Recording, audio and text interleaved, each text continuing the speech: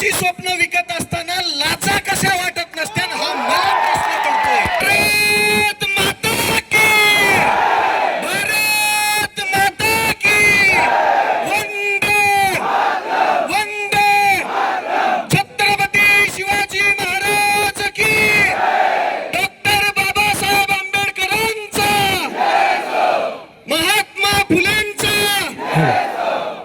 MPSC ची परीक्षा, MPSC ची परीक्षा की ऑनलाईन करायची आहे। या राज्याची व्यवस्था, या राज्याचं प्रशासन असं झालंय इथं मटका फुटत नाही पण पेपर रोज फुटतायत। यांना लेकरांची स्वप्न विकत असताना लाजा कशा वाटत नसत्या हा मला प्रश्न पडतोय। अरे माझं लेकरू या शहरामध्ये येतं, हे शेतकऱ्याचं लेकरू आहे, पोटाला चिमटा काढतं, एका टायमाला जेवतं पण अभ्यास अगदी मन लावून करतं आणि शेवटी परीक्षेच्या आदल्या दिवशी समजतं की पेपरच गळपाटलाय। मग याच्यामध्ये चूक कोणाची आहे? सरकार सरकार बिलकुल नाही, याच्यामध्ये चूक आहे ज्या प्रशासनाने ही परीक्षा जाहीर केली होती, ज्या प्रशासनाने या परीक्षेचं नियोजन केलं होतं, त्या प्रशासनामध्येच काही दलिंदर भाडे बसलेले ज्यांना पैशाचा फसव्या चढलाय, फसव्या। त्यांच्यावरती सगळ्यात पहिली कारवाई करून या दलिंदरांना जन्मठेपेची शिक्षा झाली पाहिजे। काय जन्मठेपेची शिक्षा झाली पाहिजे। दुसरी विनंती इथल्या सरकारला आहे, इथला प्रत्येक आयोग हा बुजगावणं, बुजगावणं कोणाचं? सरकारचं बुजगावणं। या बुजगावण्यांना बाजूला सारून तुम्हीच काय करा माहितीये का? हे एमपीएससी चा आयोग आहे ना, तो बरखास्त करा आणि तुम्ही जे पेपर दुसऱ्याला देता का घ्यायला, त्यांनाच द्या की एकदाच। कशाला आमच्या उरावरती बसवलेत का? हे एमपीएससी ची परीक्षा ऑफलाईन होत नाही तोपर्यंत हा विद्यार्थ्यांचा एल्गार असाच होणार।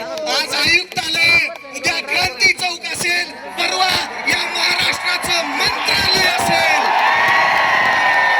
विद्यार्थी एकजुटीचं, विद्यार्थी एकजुटीचं, ही आहे क्रांतीची जागा छत्रपती संभाजीनगर।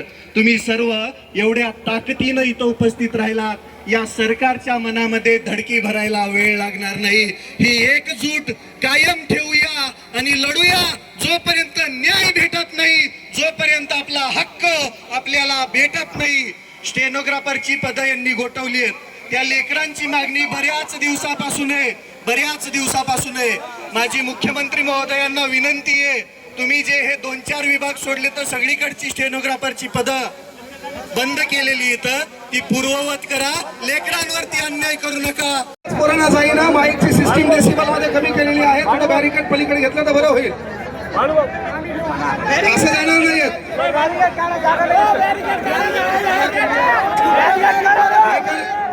बरं तुमचं बरं। एक मिनिट ऐका ना रे, एक मिनिट ऐका।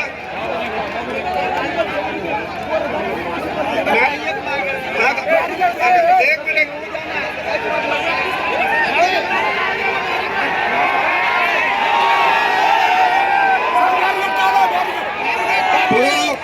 तुम्हाला ऐकायचं का नाही? खाली बसा मुकडे, आगाव बोला जाऊ नका, खाली बसा।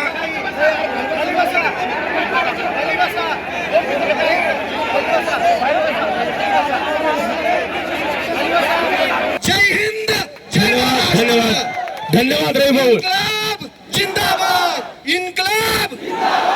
ते लवकरात लवकर बंद करावा आणि जी पूर्ववत परीक्षा आहे एमपीएससीची जी ऑफलाईन परीक्षा होते ती ऑफलाईन परीक्षा व्हावी, ही पहिली मुख्य मागणी आहे।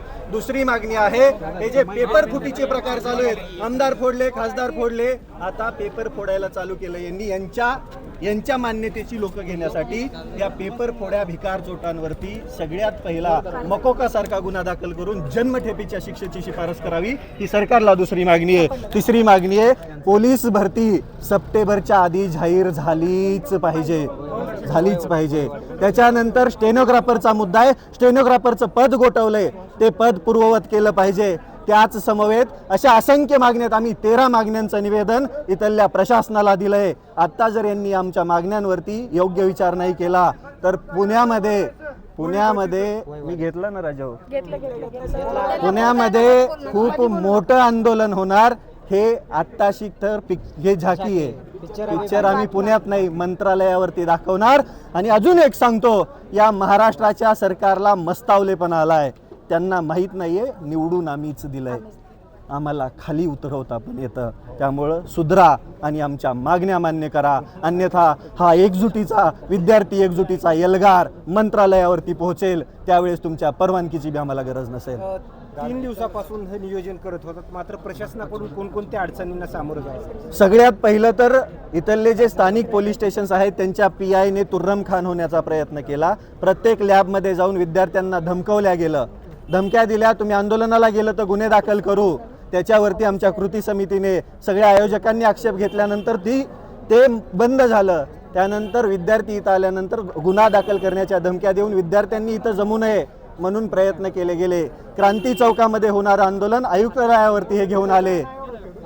आणि प्रशासनाकडून इथं खूप कंजेस्टेड जागा आम्हाला मिळवून दिली, खूप कंजेस्टेड. म्हणजे इथं विद्यार्थी अगदी गुदमरून मेला असता. याला जबाबदार कोण? याला जबाबदार या छत्रपती संभाजीनगरचे CP राहिलेत.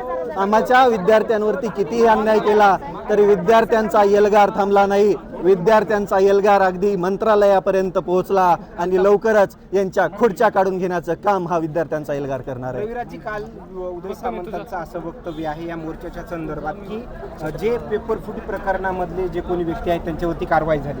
थोडं पुढे थोडी जागा त्यांच्यावर कधी कारवाई झाली? उदय सामंतांचं तुमच्या मोर्चा संदर्भातलं वक्तव्य. यांच्यावर काय कारवाई होणार आहे? हे 2 दिवस जेलात टाकणार, नंतर सोडून देणार पैसे दिले की. या लोकांना सर्वात पहिलं ह्या पेपर फोड्यांवरती सेपरेट कलम कायदे कानून आणून याच्यावरती जन्मठेपेसारखी शिक्षा यांना दिली पाहिजे, तेव्हाच हे प्रकार थांबणार आहे. अभिजित दिपके यांचं देखील आंदोलन पुण्यामध्ये झालं, दिल्लीमध्ये देखील होतं. मात्र हे सरकार कशा पद्धतीनं मध्ये तुमचं आंदोलन असो किंवा दिपकेंचं आंदोलन असो त्याकडे कसं पाहता? विद्यार्थ्यांची आंदोलनं हे सरकार दाबायचा प्रयत्न करतंय. पण यांना माहिती आहे या देशामध्ये सगळ्यात जास्त युवा राहतो, विद्यार्थी राहतो. हे विद्यार्थी जर परत सगळ्या ठिकाणी रस्त्यावरती उतरले तर नंतर तुम्हाला महागात पडणार आहे. त्याच्यामुळं लवकरात लवकर आमच्या मागण्या मान्य करा आणि आम्हाला न्याय द्या. फडणवीसांचं या आंदोलनासंदर्भात मात्र तुमच्या कोणत्याही वक्तव्य आलं नाही. बिळात बसलेला उंदीर आहे, त्याबद्दल काय बोलावं? गर्दी खाली करा अगोदर. मागचे पोरं खाली बसून घ्या रे. ट्रॅक्टर मधली गर्दी अगोदर खाली करा. अरे ऐका, थोडं ऐका. तुमच्यासाठीच आहे, तुमच्यासाठीच आहे. खाली बसा, ऐका थोडं. आवाज येत नाहीये. पोरांचा प्रॉब्लेम आहे, पोरांना आवाज येत नाहीये. हे मागे बाजूला चले. 2 मिनिटं थांबा. पोरं बाजूला आले का लवकर? पोरं, मी काही महत्वाच्या टिप्स बोलणार आहे, लक्षात घ्या. मी अवघ्या 15 मिनिटात तुमचं आंदोलन समाप्त करणार आहे. 15 मिनिटं केवळ टाइम आहे आपल्याकडे, लक्षात घ्या. आम्ही काय बोललो त्याच्याकडे लक्ष द्या. आपण शांत बसल्याशिवाय आवाज ऐकू येणार नाही. कृपया वेळ बघा. थांबरे, इथं बोलू नका.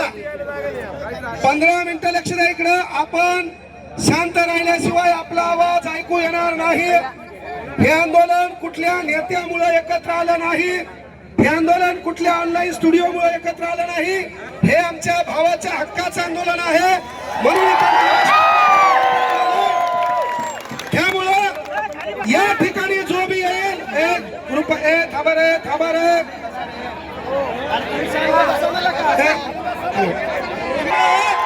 यासाठी